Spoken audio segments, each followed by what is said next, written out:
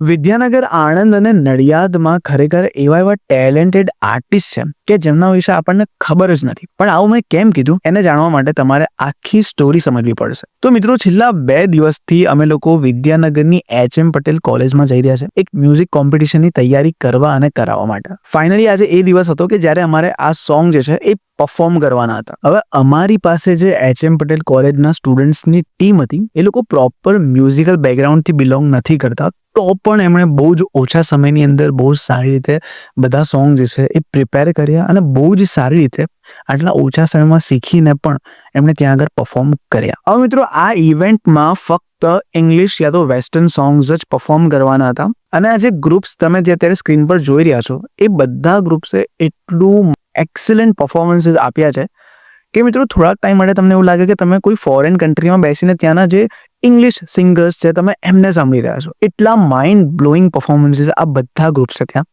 આપ્યા છે. વિડીયો બહુ લાંબો ના બની જાય એટલે આગળની વાત મેં નેક્સ્ટ વ્લોગમાં કરી છે, જે હું કાલે તમારી સાથે શેર કરીશ. તો એના માટે ફોલો કરી લેજો. Okay, by.